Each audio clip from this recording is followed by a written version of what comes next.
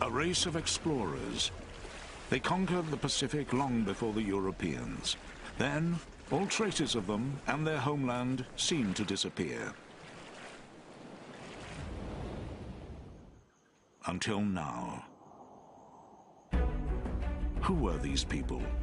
What happened to them? And what was their secret? Easter Island, a tiny speck in the Pacific, thousands of kilometers from anywhere. This famed island, known as Rapa Nui, is home to the mysterious statues. But the greatest mystery is the people themselves. How did they get here? Two young researchers are determined to answer that question. We're trying to find answers to a large controversy about where the people on Easter Island originate from. Who were the first people to live here? And how did they locate and settle in one of the most remote places on Earth, over 1,000 years ago? By using DNA research, we hope to be able to uncover some of the mysteries that surrounds this island.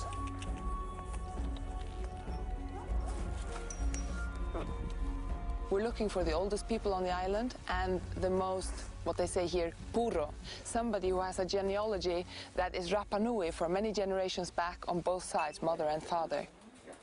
Taking genetic samples from the elders, they hope to find proof of their origins. Su sangre está muy fuerte. Sí, qué bueno. What we did now is to take DNA from a woman whose last name indicates that she has a very interesting family tree. So it's important for us to be able to trace this. El padre de tu padre. Se llama Matías. But it will take weeks for them to collect and test all the DNA samples. But right away, they're fascinated by what they hear from the elders. They say their forefathers came from a lost island continent known as Hiva, somewhere in the Pacific. Nuestra historia dicen de que cuando el continente Hiva se hundió una explosión, desaparecieron y toda la gente emigraron. Sterla and Eureka are determined to uncover the truth about those adventurers and their lost continent of Hiva.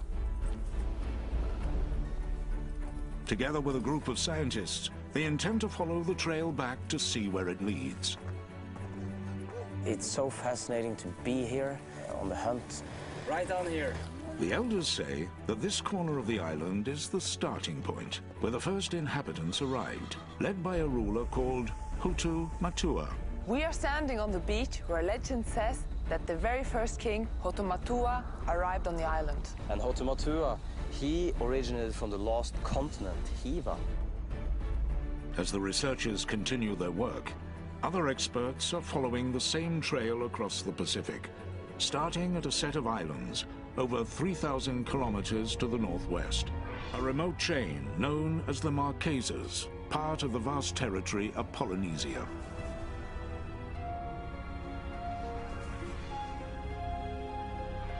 Like Easter Island, much of the Marquesan past remains a mystery. Start in this corner, bring this down to 50, and then clean it clear across. Okay. Dr. Barry Rowlett has been working here for the past 20 years, determined to find evidence of the lost Polynesian homeland. On va continuer là. Who were the ancient people who lived here? Could they have colonized the vast Pacific? We're digging through the top deposit in order to get down to the richer cultural deposit, which has all of the artifacts left by the people who once lived here. He and his team are excavating a remarkable coastal site, one of the oldest in East Polynesia, finding clues that date back over 1,000 years. Something made out of iron. Clues that just may shed light on the Easter Islanders and the Polynesians' shrouded past. Hey, Hio, c'est quoi ça? Rowlett believes that the ancient clan that lived here did colonize the vast Pacific. This is really nice. Middle to late 19th century. And evidence like this bone ornament is helping him make the case. This one's going in the museum. But his theory goes against everything experts believed for years. The first reports from European travelers in the 1700s spoke of lush green islands with a dark side. A land of tattooed cannibals, primitives who carried the skulls of their enemies as trophies.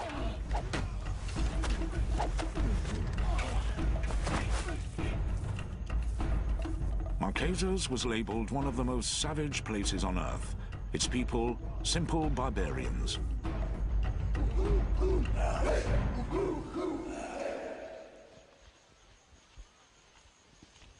We're going to go down here and across the river. The most controversial element of ancient Marquesan life took place deep in the jungle. Religious ceremonies, notorious for human sacrifice. When a priest called for a human victim, then the people would go to a neighboring valley and just grab whoever they could.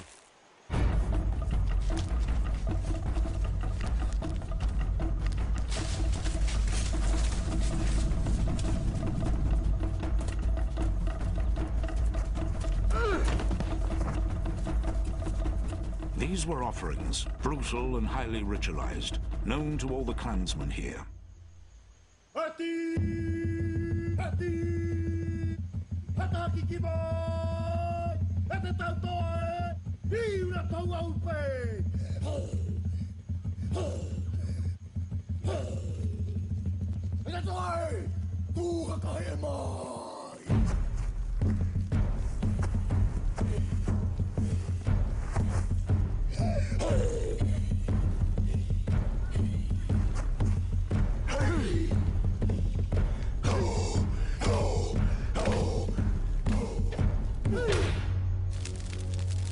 The meat of the victim is consumed by the chiefs and the priests, not as food, but as a kind of ancient communion.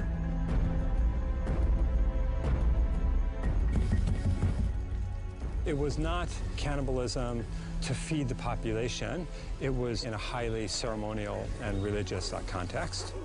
It's no wonder early explorers saw the Marquesans as savages. They had almost no written language, no history, and by that time they were isolated, barely traveling at all.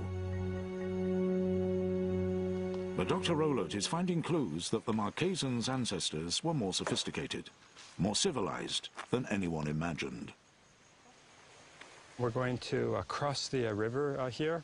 Centuries of thick jungle growth hide the secrets of that civilization.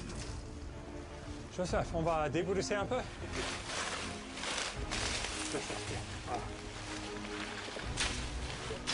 Waitahu was one of the most densely inhabited valleys in the past. There's evidence of an intricate society with a complex social order of priests and chiefs.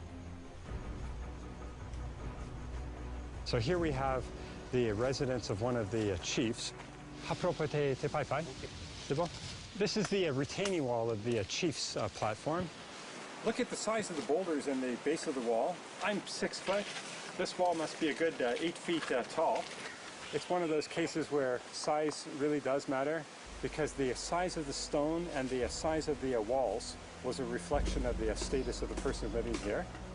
The most powerful chiefs command the construction of massive stone platforms known as pai, foundations for housing and public ceremonies, all part of an elaborate, well-ordered, communal structure.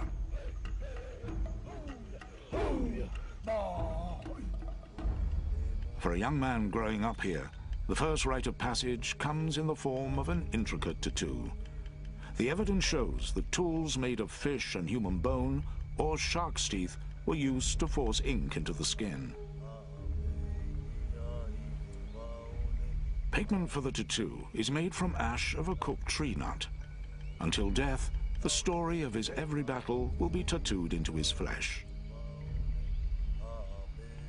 For this young man, a remarkable journey is beginning. Deep in the Marquesan jungle, Rowlett makes a surprising discovery. This is it. This is it.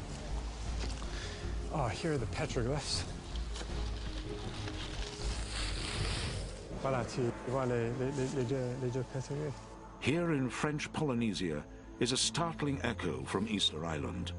Petroglyphs and large tikis, like the great statues there. This is one of the few petroglyph sites that we know of in the valley. Tikis and petroglyphs are images that represented deified ancestors. The head was the most sacred part of the body. So what you see here is just the representation of the eyes of the tiki. These petroglyphs are really interesting because they're so similar to the ones that we find on Easter Island.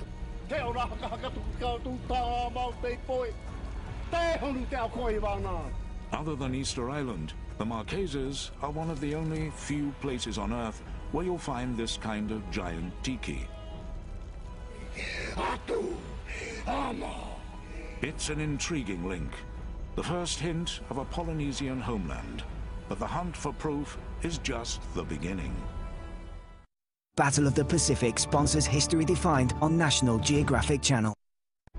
On an isolated string of islands in the Pacific, Dr. Barry Rowlett and his team are trying to find evidence to support a controversial theory. We're going to bring all the squares down to 75. For centuries, scientists believed that ancient Polynesians were too primitive to navigate the vast Pacific and colonize other islands.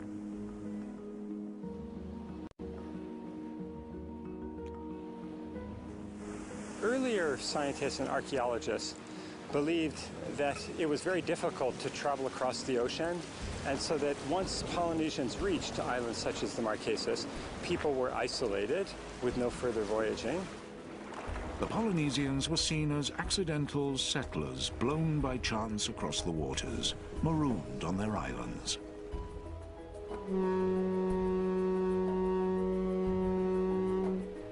But Rowlett believes they were much more sophisticated. We're going to call this layer C because it's starting to get darker there, we can see already. That they intentionally made long round-trip journeys for trade and colonization. We're looking for archaeological evidence of inter-island voyaging and exchange. It's a fascinating theory, but he needs physical evidence to prove it. Let's see what you got. What do you think about this? This is unusual. It's a marine animal. So far, he hasn't found anything definitive. Only certain artifacts are useful as a window into the past, and Rowlett doesn't have what he needs. Until... Jackpot? Yeah. What do you have? Fish hook. Oh, beautiful. Wow, jackpot. This is a pearl shell fish hook. Try to clean it off. It's unusual that we find an unbroken fish hook like this in the excavation. So I'm just recording the location of that fish hook we found. The fish hook is made of pearl shell, and that's their first major clue. It's quite rare because it grows best in lagoons, and there are no lagoons in the Marquesas. This fish hook must have come from somewhere else. But the closest island with lagoons harboring this kind of pearl shell is over 1,000 kilometers away, in the Tuamotu island chain. How could shells from that far away have made it here? We think it's quite possible that the larger pieces of pearl shell that we find here in the site actually